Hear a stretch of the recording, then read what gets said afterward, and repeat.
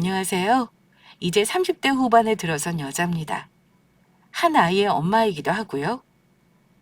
사실 저의 사연을 보낼까 말까 정말 많은 고민을 했습니다. 그 이유는 저의 이야기가 남들과 비슷한 이혼 사연이긴 하지만 전 남편이 저에게만 상처를 줬던 사람이 아니라 다른 사람들에게도 나쁜 짓을 참 많이도 한 사람이기 때문입니다. 게다가 아직도 인터넷에 이름을 치면 기사가 줄줄이 나오는 사건의 주인공이기도 해서이기도 합니다. 익명의 공간이라 해도 만약 저희 전 남편으로 인해 피해를 본 분들이 있다면 저 역시 정말 유감이라는 말씀을 먼저 드리고자 합니다. 저는 원래 인과응보라는 말을 그다지 믿는 사람은 아니었습니다. 직접 마음으로 피눈물도 흘려보고 힘든 일을 겪고 나니까 그 말이 결코 피해본 사람들의 정신승리를 위해 있는 말은 아니라는 걸 알게 되었습니다. 이혼한 건 3년 전이고 이혼하고 나서 저는 아직 재혼 안 하고 혼자 삽니다. 솔직히 앞으로 영영 재혼은 안 할 듯 싶어요. 정말 저의 얘기는 어디 가서 얘기하면 지어낸 거 아니냐는 말도 들을 만한 사연이라 아마 오늘을 끝으로 어디 가서 말하고 다닐 일은 더 이상 없을 것 같네요. 저는 일산 친정집 근처에 아이와 살고 있어요. 그래서 나서 자란 이 도시에 한 달이 건너면 대충 서로 알 수 있습니다. 이혼 후 저는 친정집 근처에서 아이를 키우며 작은 가게를 운영하고 있는데요. 작년 봄인가? 저 이혼한 사정을 잘 아는 친구가 제게 연락을 했더라고요. 그런데 놀랄 만한 얘기를 해줬습니다. 선아야, 내가 지금 보낸 영상 봐봐. 혹시 네 전 남편 아니니? 처음에 긴가민가 해서 다시 봤는데 아무래도 네 전 남편이 맞는 것 같아서 말이야. 얼굴은 다 안 나왔지만 내가 딱 보니까 알겠더라고. 그래? 대체 무슨 일로 그 인간이 나왔을까? 친구가 보낸 링크를 보니 지방 방송 뉴스더라고요. 그런데 친구 말대로 얼굴은 안 나왔지만 김모 씨와 회사 이름 그리고 전체적인 모습을 보니 빼박 제 전 남편이 맞더라고요. 어머, 맞네. 수인 아빠가 맞아. 저 인간이 뭔 일이니? 완전 유명세 탔네. 유명세 탔어. 그러게, 네 전 남편 놈이 아주 대단하신 분이긴 한가 봐. 전 남편이 왜 유명해진 건지는 나중에 다시 말씀드리겠습니다. 미리 말씀드리지만 절대 좋은 일로 유명해졌다는 건 아니에요. 그날 저는 전 남편 놈의 말로를 보고 나서 인과응보라는 말이 정말 맞는 거긴 하구나 하고 느끼게 된 겁니다. 저의 전 남편, 일단 편의상 지금부터는 남편이라 지칭하겠습니다. 저희는 연애 5년, 결혼 생활 9년 동안 제법 긴 시간을 서로 알아온 사이였습니다. 20대 초중반 가진 거 없던 시절에 만나 결혼했고 아이 하나 키우며 사는 동안 저는 오직 남편이 하고 싶어 하는 일이 잘 되길 바랐던 아내로 살았습니다. 내조의 여왕이라고 드라마도 있는 거 아시죠? 거기 나오는 여주인공까지는 아니지만 남편이 회사 관두고 사업한다고 했을 때도 싫은 소리 한 번 하지 않고 응원했었고 퇴직금 한 푼 구경도 못 해봤어도 남편을 믿고 기다려주면서 생계를 제가 책임지던 힘든 시간도 있었습니다. 사실 남편은 사업 소환도 있고 머리도 굉장히 좋은 사람이에요. 다만 노력에 비해 쉽게 얻으려는 한탕주의 같은 속내를 보이는 경우가 가끔 있었고 욱하는 성질 때문에 손해를 보는 일이 종종 있는 사람이었습니다. 그래도 오래 연애하고 알고 지낸 정을 외면하지 못해서 그런 인간 단점을 다 감수하면서 살았더랬죠. 결혼할 때 겨우 친정도움으로 전셋집에서 신혼을 시작했고 3년간 아이 갖는 것도 미뤄가면서 죽어라 내 집 마련 위해 노력했는데 남편이 난데없이 회사를 그만두고 사업을 하겠다고 한 게 고생의 시작이었습니다. 사업 얘기는 결혼 전부터 나왔었습니다. 하지만 그냥 하는 말이겠거니 저러다 말겠거니 했거든요. 그런데 아이도 안 낳은 그때 정말로 회사를 관두고 사업을 꼭 하고 싶다는 말을 하더라고요. 저는 그런 남편을 처음에는 말렸습니다. 지금 집값이 많이 오르고 있는데 무슨 사업이야? 우선순위는 집이 먼저야. 주거 안정이 되어야 뭘 해도 하는 거잖아. 나는 사업 자신 있어. 어차피 나중엔 돈 많이 벌 건데 지금 집 있는 거 나중에는 아무것도 아니게 될걸? 내가 무슨 일이 있어도 5년 안에는 자리 잡고 살게 해줄게. 사업이라는 게 아무 때고 시작할 수 있는 건 아니야. 다 때가 있는 건데 지금은 아이템도 있고 마침 새로운 일을 시작하기도 좋은 때가 온 것 같아. 당신이 나 믿고 도와주면 좋겠어. 그동안 모아놓은 돈 말이야. 그거 나 사업 자금으로 도와주면 안 될까? 집은 언제든 살 수 있지만 살면서 기회라는 건 찾아오는 게 아니잖아. 사업 경험도 없으면서 왜 처음부터 크게 시작하려고 해? 나는 큰 돈 버는 것보다 불안하지 않게 사는 게 좋단 말이야.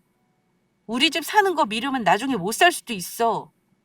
그냥 가진 돈으로 무리하지 않는 선에서 할 수는 없는 거야? 이거 봐. 당신은 나랑 사업에 대한 마인드 자체가 다른 사람이네. 사업은 그렇게 하는 게 아니야. 공격적으로 해야 하고 돈이 많이 모여 있는 곳으로 가서 해야 돈을 버는 법이라고. 도와주지 않을 거면 내가 하는 일 방해라도 하지 말아줘. 내 앞길 막는 것 같아서 기분 안 좋으니까.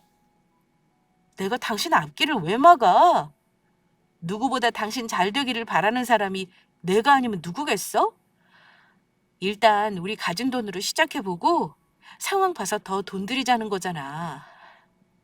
나도 죽어라 내 집 마련 목표로 애쓴 게 있는데 포기하는 게 쉽지 않아서 그래. 남편과 의견 차이가 있지만 결국 저는 남편의 뜻을 따르기로 했습니다.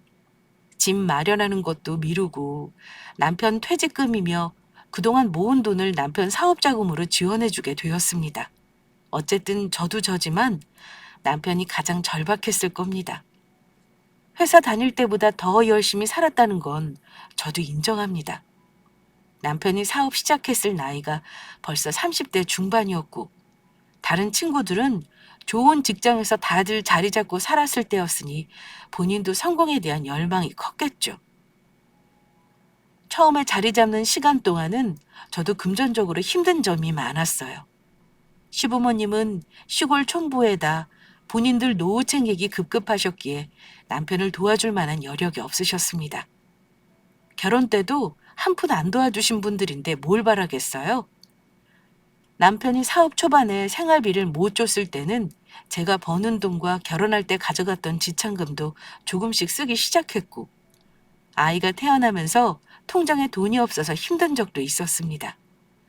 그때마다 도와줬던 게 정말 죄송하게도 저희 친정 부모님이었습니다. 사실 친정도 부자라고 할 수도 없어요. 부모님 두 분 다 평생 자기 일하면서 성실히 사셨고 자식들에게 적게나마 물려줄 재산 정도는 일궈놓으신 분들이었어요. 남편이 사업하면서 제가 힘들어했던 거 말한 적 없었는데 친정 부모님들은 저 아이 낳았을 때 병원비며 산후조리비며 지원해 주신 건 물론이고 매달 아이 먹을 거리 사주라고 용돈도 가끔 보내주셨습니다. 결혼해서 사는 자식이 부모에게 용돈을 드리지는 못할 망정 도움만 받고 있는 게 너무 죄송할 따름이었습니다. 그런데 남편이 사업하다가 중간에 한번 위기가 온 적이 있었어요. 뭐 때문인지 저는 잘 모르겠는데 그때 사방팔방 대출도 다 끌어다 쓰고 돈을 빌렸던 걸로 압니다. 얘기를 들어보니 돈이 필요한 상황이긴 했어요.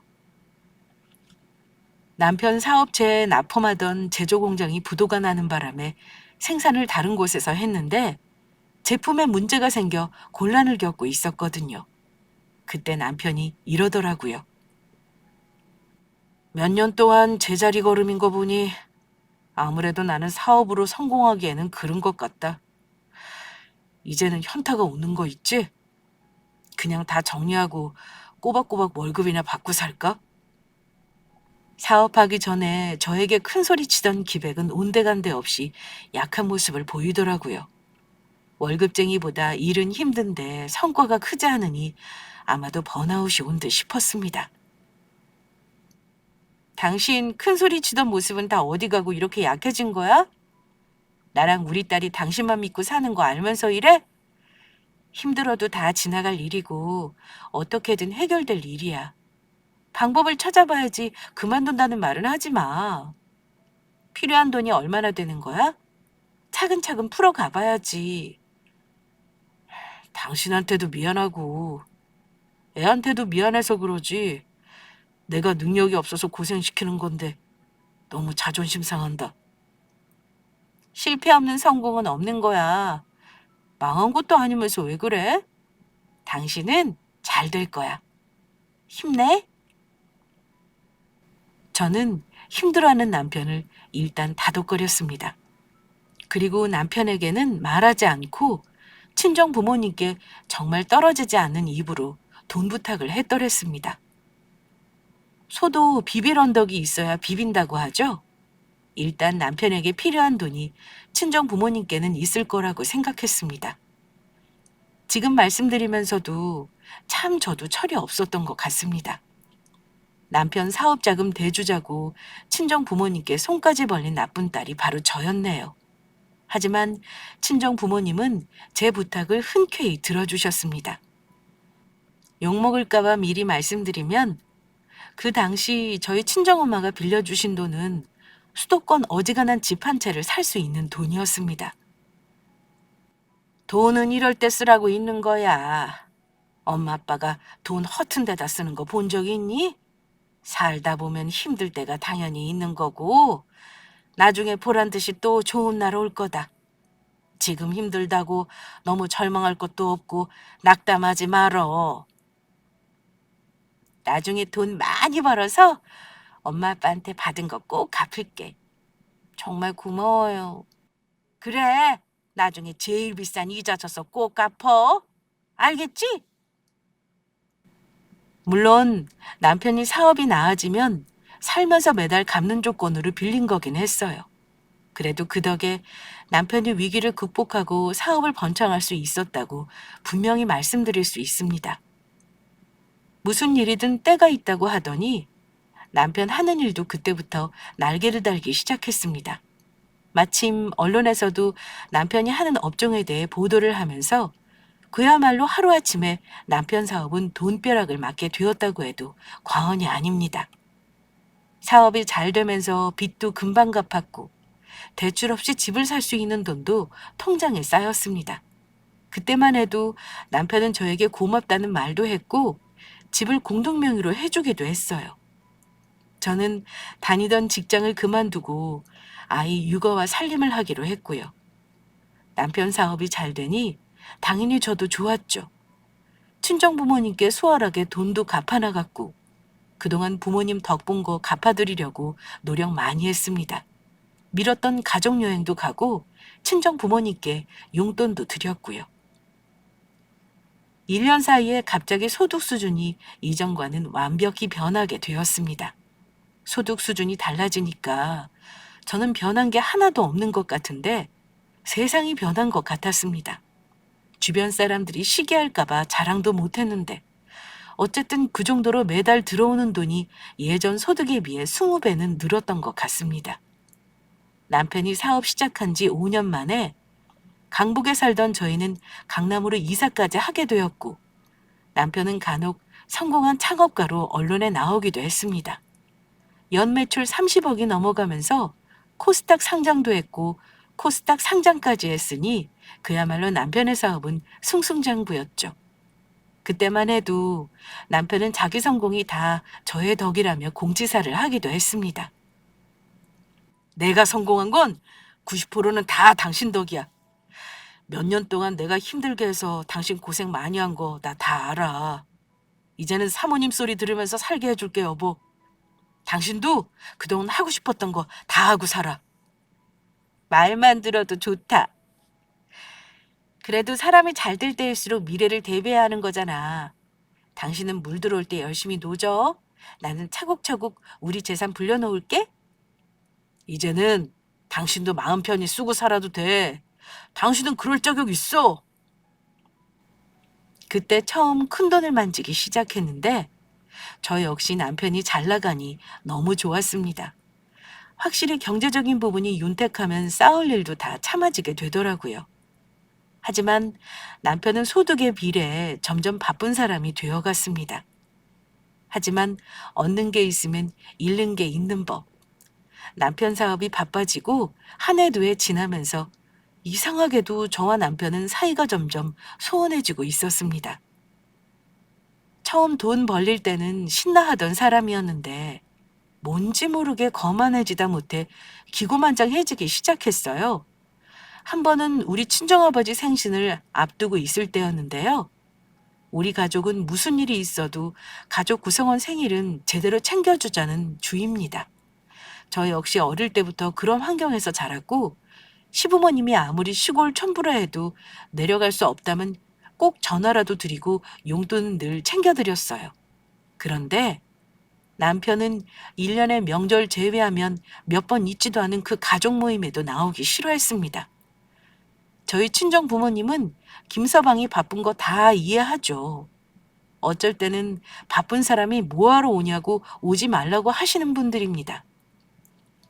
그의 아빠 생신은 환갑이라 그래도 가급적이면 얼굴 보고 모여서 식사라도 같이 했으면 하는 마음이었습니다.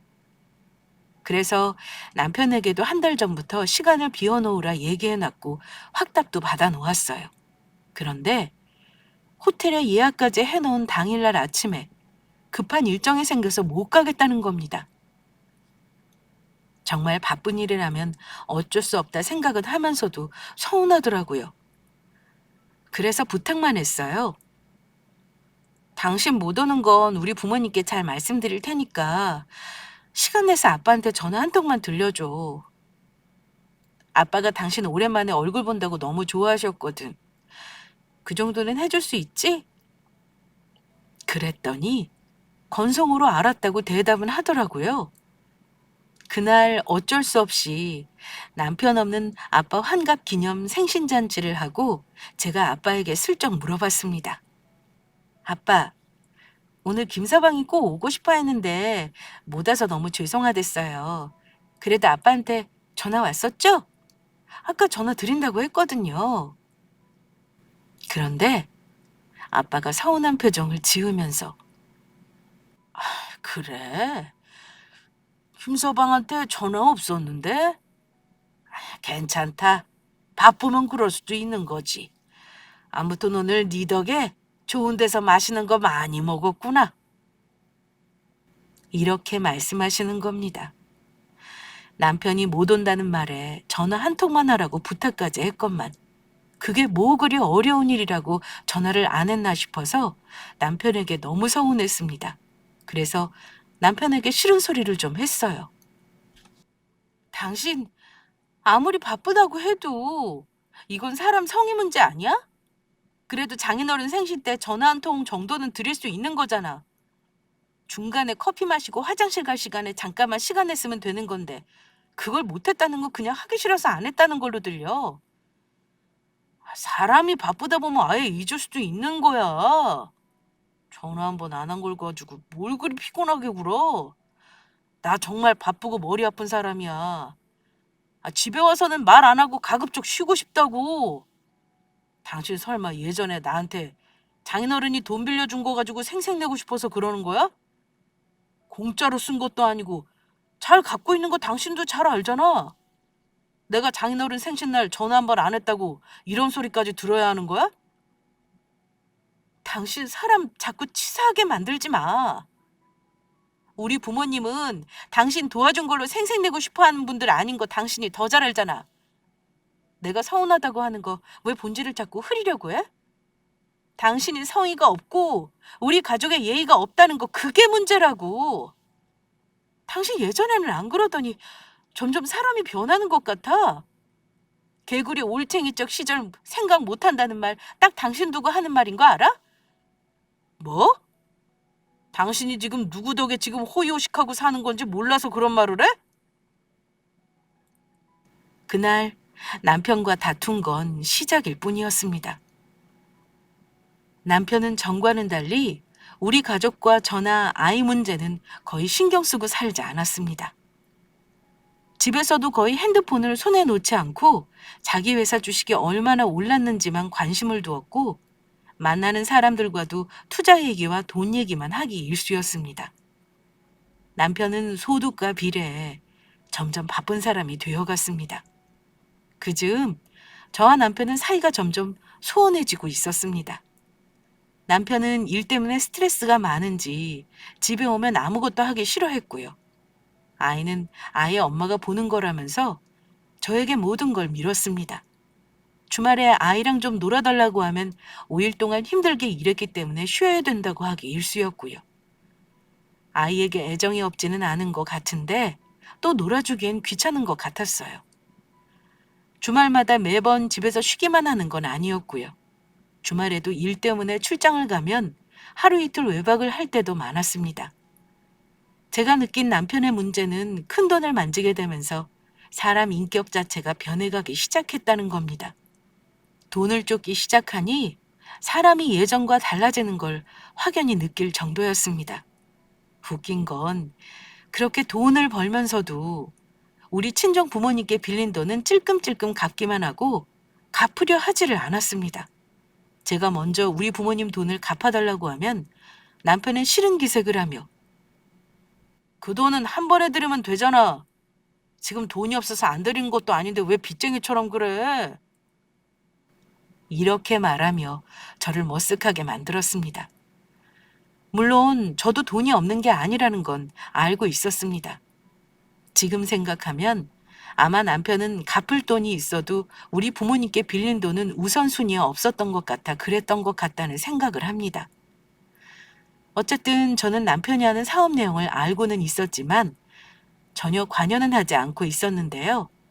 처음 직원 5명으로 시작했던 회사가 그 당시 20명이 넘었다는 걸 알고 나서는 앞으로 더 회사가 커나가겠구나 짐작만 했습니다. 남편은 간혹 제가 알아들을 수 없는 말을 전화통화로 많이 했는데요. 제가 투자니 뭐니 이런 걸 잘 몰라서 그때는 못 알아들었는데 자기 회사 주식을 사고 팔고 하면서 주식 가격을 올려놔야 한다느니 내가 가지고 있는 물량을 몇 호가 위에서 동시에 사야 가격이 오른다는 말을 하더라고요. 그때 남편 회사 시가총액이 상당했던 걸로 기억합니다. 그때는 돈이 돈을 번다는 말이 딱 맞았을 때였습니다. 남편은 주식 매입에 몇 년은 공을 들여야 나중에 몇십억 차익을 낼 수 있다느니 하며 회사 주가와 관련해 지인들과 전화 통화를 하는 일이 많았습니다. 한 번은 남편에게 궁금해서 물어본 적이 있었어요. 여보, 그게 무슨 말이야? 당신 회사 주식을 당신이 또 사서 파는 거야? 싸게 사서 비싸게 팔면 당신이 돈 버는 거긴 한데 그냥 더 오를 때까지 가지고 있으면 되지 사고 팔고 할 이유가 있어? 당신은 알 거 없어. 회사 돈 많아지는 게 물건만 잘 판다고 되는 일인 줄 알아? 돈 좀 만지는 사람들은 다들 공공연하게 하는 일이 있는 법이야. 너무 많이 알려고 하지 말어. 더 알면 다쳐. 다치긴. 그게 뭐라고 다치냐? 뭐 대단한 거라고 얘기를 안 해주는 건데?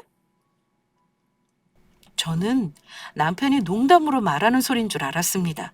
그런데 그 당시 남편이 했던 말들이 사실은 아주 엄청난 일이었다는 걸 저는 이혼 후 몇 년이 지난 후에서야 알게 되었던 겁니다. 남편이 만나는 사람들은 거의 다 저를 모르는 사람들이었습니다. 처음에는 부부 동반 모임도 간혹 데려가는가 싶었는데요.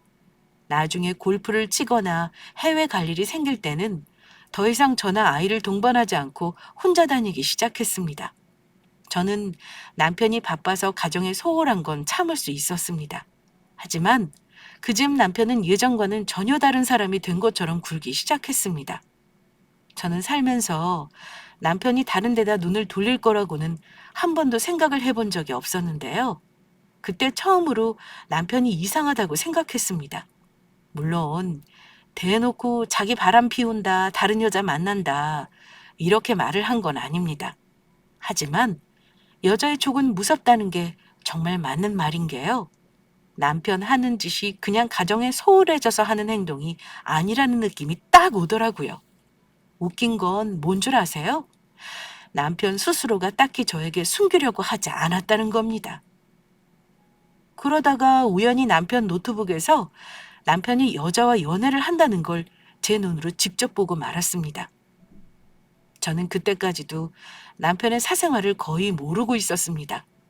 사업 때문에 늘 바쁘게만 사는 줄 알았지 짬짬이 여자도 만나고 있는 줄은 정말 몰랐어요. 남편이 인맥 관리하느라 꾸준히 나가는 젊은 창업자 모임이 있었는데요. 거기서 만나는 여자라는 것도 알게 되었습니다. 남편이 안 그래도 저에게 그 여자 얘기를 몇 번 한 적도 있었던 걸로 기억합니다. 나 나가는 모임에 당신하고 동갑인 코스메틱 회사 대표가 있거든? 그 여자 참 대단하더라. 골프도 잘 치고 어지간한 남자들하고 술 대작도 잘해. 배울 게 많은 사람인 것 같아서 친해져 놓으면 나중에 내가 도움받을 일이 있을 것 같아. 그래? 새로운 인맥 많이 생겨서 좋겠네. 그런 사람 알아두면 좋지. 친하게 지내봐. 나중에 식사도 같이 하면 좋겠네. 남편은 그 여자한테 잘 보이려고 했던 모양이에요. 모임에 갔다 오면 그 상간녀 이야기를 많이 해줬더랬습니다. 모임 나가기 전에는 옷을 사거나 부쩍 외모에도 신경을 많이 썼고요. 저는 여자의 감으로 이상한 점을 느낀 적도 있었지만 무조건 믿어줬는데 이런 식으로 저를 배신을 하더라고요. 다른 여자 같으면 저 같은 경우 어떤 식으로 행동했을까요? 아마 남편을 쥐잡듯이 잡거나 다 뒤집어 엎고 당장 이혼하자고 하는 게 일반적인 반응이었을 겁니다. 하지만 저는 가슴으로 피눈물을 흘리면서도 남편이 잠시 바람을 피우고 다시 돌아올 거라고 믿었습니다. 참 어리석었죠? 물론 대놓고 자기 바람 피운다, 딴 여자 만난다. 이렇게 본인 입으로 말은 안 하지만 하는 행동만 보면 누가 봐도 바람이 명백하고 본인도 딱히 숨기려고 하지도 않는 것 같다는 게 환장할 노릇이었습니다. 그러다가 나중에는 진짜 이게 부부인지 그냥 남인지 하는 수준까지 와버렸고 남편은 저를 이제 그냥 아이 키우는 사람, 집안이라는 사람으로 취급했습니다. 아이 낳기 전에는 늘 저녁은 집에서 먹었던 사람이 이제는 집에서 제가 해주는 밥을 아예 먹지도 않았습니다. 이런 결혼 생활이 무의미하다는 건 저만 느낀 건 아니었어요. 왜냐면 남편이 결국은 저에게 저 이혼 얘기를 꺼냈기 때문입니다. 당신도 알고 있지? 내가 당신 말고 다른 여자 있는 거. 우리가 굳이 애 때문에 굳이 이렇게 살 필요가 있나? 나는 나한테 도움되는 여자랑 새 출발하고 싶어. 섭섭지 않게 위자료 줄 테니까 당신도 새 출발하는 걸 진지하게 고민해봐. 저는 남편의 말을 듣고 기가 막혔습니다. 세상에, 유책 배우자가 이렇게 당당하게 이혼을 먼저 요구하는 경우가 있답니까? 당신 지금 나한테 이혼하자고 하는 거 굉장히 어이없는 일이라는 거 알지? 당신이 이렇게 나오면 내가 순순히 그래 이혼하자 그럴 줄 알았나 본데 웃기지 마. 그동안 내가 얼마나 지옥 같은 시간을 보내고 있었는지 당신은 몰라. 당신이 만나는 여자 다 알고 있으면서도 나는 당신한테 기회 주려고 했어. 오로지 우리 가정과 우리 애를 위해서. 근데 뭐? 어쩜 이렇게 당당히 이혼을 요구해? 당신이 원하는 게 뭐야? 집? 돈? 뭐든 말만 해. 내가 다 들어줄 테니까 그냥 갈라서자. 내가 사업하면서 느낀 건데 다들 사랑하고 좋아서 사는 부부들 없어. 부자들은 부부 사이도 돈으로 맺어진 계약 관계처럼 똑같은 걸로 생각한다고. 기왕이면 서로 윈윈할 수 있는 여자랑 살면서 돈도 더 벌고 싶어. 이게 내 솔직한 마음이야. 당신은 나한테 도움이 안 돼. 그놈의 돈! 당신은 예전하고 완전 다른 사람이 된 거 알아? 나는 당신처럼 돈 버는 재주는 없어. 그래도 이 인생에서 뭐가 더 중요한지 우선순위는 구분할 줄 알아. 내가 도움을 준 게 없다는 말 들으니 정말 허탈하다. 미안하지만 나는 당신하고 돈만 맞고 조용히 물러날 생각은 없어. 내가 당신한테 얼마나 잘했는지 생각하면 억울하고 분하거든? 그래봤자 당신 손해야. 뭐 소송이라도 하겠다는 거야? 그래봤자 위자료 몇 푼 더 받는 건데 당신 분풀이하는 거 그 이상도 이하도 아닌 거잖아. 당신은 우리의 안중에도 없구나. 아빠로서 창피하지도 않아? 애는 크면 어차피 아빠 찾아오게 되어 있어. 능력만 있으면 되지 자식한테 부끄러울 게 뭐가 있냐?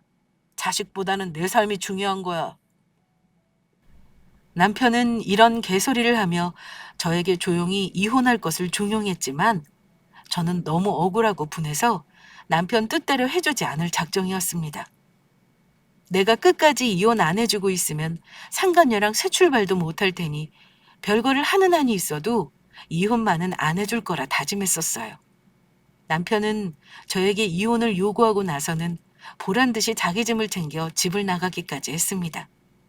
그때 느꼈던 참담하고 비참한 기분은 겪어보지 않은 분은 아마 모르실 겁니다. 저는 이혼을 남편이 하자는 대로 쉽게 해줄 마음이 없었어요. 그러나 속으로는 알고 있었습니다. 이렇게 사는 게 아무런 의미가 없다는 걸요. 이혼은 언젠가는 해야 하는 피할 수 없는 수순이라는 것도 알고 있었습니다.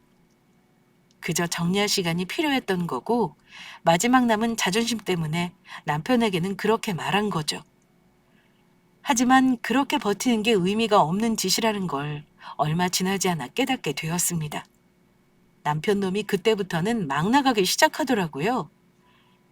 제가 아이와 있는 집에 혼자가 아니라 상간녀와 같이 들이닥친 황당한 일이 있었습니다. 당당하게 비밀번호를 누르고 들어오더니만 내연녀를 자기 옆에 세우고 저에게 황당한 요구를 했습니다. 남편 내연녀는 여기 찾아온 게 내키지 않은 얼굴이었지만 아마 본인도 저를 밀어내고 본처 자리를 꿰차고 싶은 욕망이 있었나 봅니다. 제가 알기로 그 여자도 돈은 벌 만큼 번 사람인데 그 전도 임자 있는 유부남에게 첩질하다가 망신을 당한 걸로 알아요. 당신 지금 여기가 어디라고? 감히 내가 있는 집에 바람 피운 년을 들여? 당장 둘 다 나가. 동네방네 망신당하기 싫으면 당장 나가라고. 내가 이런 짓까지 해야겠냐? 이렇게 안 하면 당신이 계속 고집 피울 것 같아서 그래. 너네 친정 부모님이 빌려준 돈 대체 얼마야? 이자 넉넉히 쳐주면 되잖아. 그거랑 공동명의로 되어 있던 강남 집이랑 당신이 요구하는 위자료까지 두둑하게 줄 테니까 우리 그냥 제발 이혼 좀 하자. 저는 상간녀 얼굴을 직접 보기 전까지는 끝까지 시간 끌면서 이혼해주지 않을 작정이었지만 남편이 이런 짓까지 하는 거 보고 마음을 확 내려놓게 되더라고요. 버텨봐야 나만 손해겠다 싶었습니다. 그래? 내가 원하는 대로 다 해주겠다 이거지? 내가 이런 꼴까지 보면서 당신 붙잡고 있는 게 무슨 의미겠어? 좋아. 근데 순순히 협의 이혼은 못해. 내가 원하는 거 들어주려면 단단히 각오해야 할 거야. 소송해봤자 서로 힘만 빠질 텐데 꼭 그렇게 해야겠어? 당신 나한테 뭐가 그렇게 당당해? 저 여자도 당신도 나한테 이럴 순 없어. 적어도 내가 지키려고 한 가정을 파기한 책임은 져야 하는 거 아니야? 사람들한테 손가락질 정도는 감수하고 나한테 이혼 요구를 했어야 해. 알겠어? 알았어. 어디 당신 마음대로 해봐. 어쨌든 당신도 나랑 갈라서겠다는 거지? 우리 수인이 양육비를 섭섭치 않게 보낼 테니까 무책임한 아빠로 만들지는 마라. 글쎄, 아이한테 양육비만 준다고 책임을 다하는 걸 할 수 있을까? 가정도 쉽게 저버리는 사람이 과연 큰일을 할 수 있을지 모르겠다. 내가 할 말은 아니지만 내 보기엔 당신 언젠가는 톡톡히 당신이 했던 거 돌려받을 것 같아. 언제든 어떤 식으로든 말이야. 그게 세상 돌아가는 이치라는 것만 알아도. 불륜녀와 남편을 만나는 황당한 삼자대면 이후로 저는 남편과 상간녀에게 소송을 걸었습니다. 상간녀 위자료도 받을 수 있는 최대 금액인 3천만 원 청구했고 남편에게는 강남 아파트 현금 재산 40% 그리고 양육비 일시불 2억과 위자료 1억을 청구했습니다. 남편 놈은 제가 이혼하겠다고 하자 부모님이 예전에 도와주셨던 돈 3억을 일시불로 갚더군요. 저는 그렇게 가정을 저버린 남편 놈과 이혼했습니다. 이혼 소송도 둘 다 당연히 제 승소로 끝났고 제가 요구한 거 대부분 원한대로 판결까지 받았습니다. 남편은 이혼을 빨리 하고 싶어서 사전 조정할 때도 별다른 이의 제기도 하지 않았습니다. 변호사 말로는 보통 본 소송 전에 조정할 때 어떻게든 재산을 주지 않으려고 별짓을 다 한다고 하는데 저처럼 수월하게 많이 받아내고 이혼하는 경우는 많지 않다고 하더군요. 남편 놈은 어지간히 상간녀와 새 출발을 하고 싶었나 봅니다. 저는 이혼 후 정신 없었어요. 위자료 받은 걸로 생활이 어렵지는 않았지만 그렇다고 집에서 돈만 까먹으면서 지내기는 싫었습니다. 그래서 강남 아파트는 전세를 놓고 일산 친정집으로 아이와 이사 왔습니다. 그리고 조그맣게 카페를 하나 차려 지금까지 운영하고 있어요. 그러다가 작년 봄에 친구에게 연락이 온 겁니다. 뉴스에 제 전 남편 놈이 나왔다고 말입니다. 사연 초반 말씀드렸던 남편이 언론에 나온 사건은 당연한 말이지만 절대 좋은 일이 아니었습니다. 알고 보니 남편은 자기 회사에 허위 공시를 내서 주가를 올리고 대량으로 싸게 매입한 주식 물량을 개미들한테 떠넘기는 방식으로 차익 실현을 어마무시하게 했다는 겁니다. 주가 조작으로 개미들 피 같은 돈을 등쳐먹고 20억 원이 넘는 차익을 낸 아주 못된 놈이었습니다. 저는 주식이니 투자니 하는 거에 지식이 짧아서 잘 몰랐는데요. 친구가 흥분하면서 그러더라고요. 너 주가 조작이 얼마나 죄질이 나쁜 범죄인 줄 모르지? 네 전 남편 머리 좋은 건 알았지만 그 좋은 머리를 아주 못된 데다가 썼더라. 아주 회사 주식 싸게 매입해서 높은 가격에 올려놓고 개미들한테 물량 떠넘기는 거 그거 범죄야 범죄. 그리고 나서 주식 폭락하면 그 손해는 다 누가 보는 거겠어? 네 전 남편 놈은 범죄 수익으로 그동안 호의호식한 거잖아. 글쎄, 같이 주가를 조작한 일당이 있더라. 아주 굴비 엮듯이 걸려 들어갔으니까 죗값 톡톡히 치르겠지. 너는 그놈이랑 같이 살 때 네 남편이 그런 짓 하는 거 전혀 몰랐니? 세상에, 넌 전혀 몰랐어. 그러고 보니 네가 하는 말 비슷한 얘기는 하는 거 들은 것 같기도 하다. 근데 내가 잘 모르니까 뭐라 할 말이 없더라고. 그 인간이 더 알려고 하지 말라고 알면 다친다고 했던 게 진담이었나 보네? 나중에 들은 건데요. 전 남편은 징역 4년에 벌금 25억 원을 선고받았다고 합니다. 그 소리 들으니까 10년 묵은 채증이 확 내려가는 느낌이었습니다.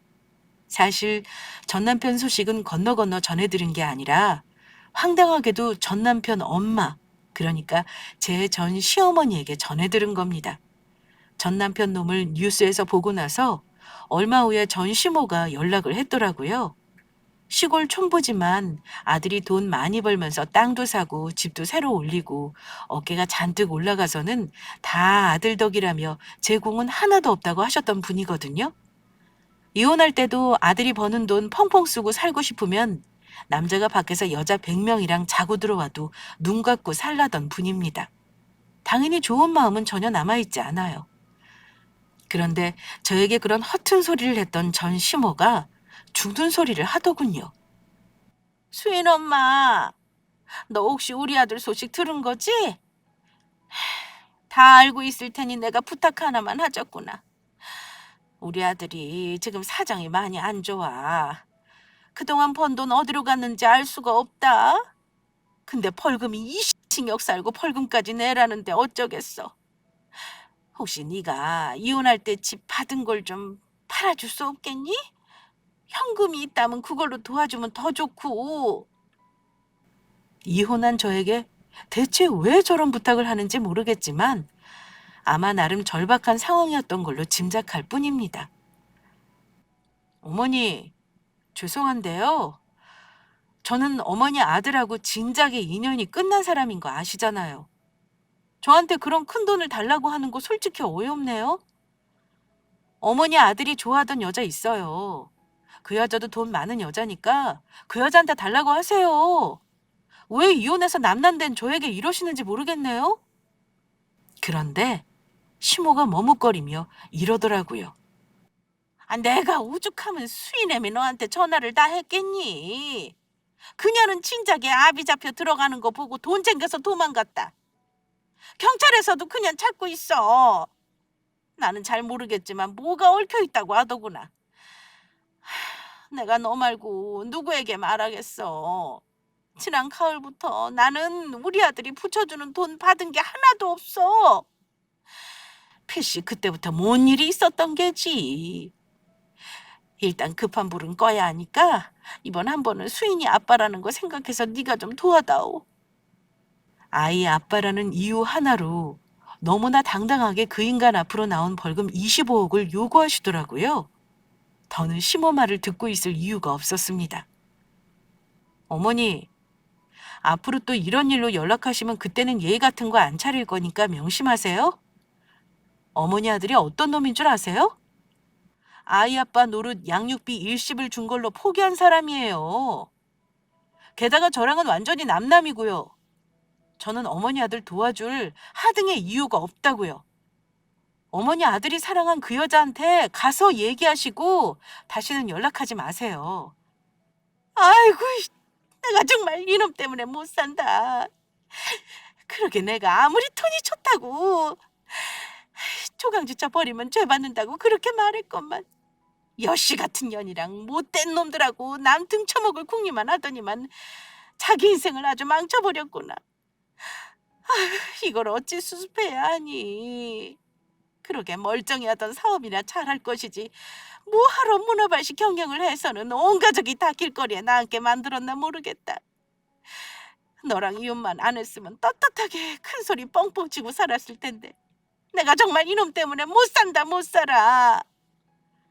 수습은 그 인간 스스로 해야겠죠. 듣자하니 남의 눈에 피눈물 엄청 쏟게 했던데요. 남이 흘린 눈물의 대가는 본인이 치러야겠죠. 다시는 연락하지 마세요. 앞으로는 우리 수인이 보겠다는 말도 안 하셨으면 좋겠어요. 어머니는 연신 미련을 못 버리고 저를 구워 삶으려 했지만 저에게는 택도 없는 소리일 뿐이었습니다. 저는 부탁조로 사정사정하는 전시모를 매몰차게 뿌리쳤습니다. 그 뒤 남편은 항고도 기각되고 결국 감방에 들어갔다고 들었습니다. 알고 보니 그 인간은 주식 가격 뻥튀기는 물론이고 몇 년간 유상증자하면서 낮은 가격에 주식 매입을 해서는 개미들의 피 같은 돈을 많이도 빨아먹었더라고요. 이게 다 불법으로 돈 번 거지 뭐겠습니까? 돈이라는 건 참 허망한 겁니다. 내 손 안에 있을 때는 그게 영원할 것만 같은 거지만 한 번의 잘못된 실수로 손가락 사이 모래알처럼 사라지기도 하는 거죠. 전 남편 놈은 본인의 못돼 먹은 행동으로 인해 그동안 번 돈도 다 날리고 다시는 재기할 수 없게 되었다는 걸 알기는 할까요?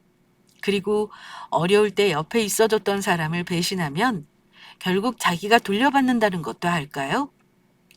감옥에 가 있는 김에 꼭 그 인간이 깨우치길 바랄 뿐입니다.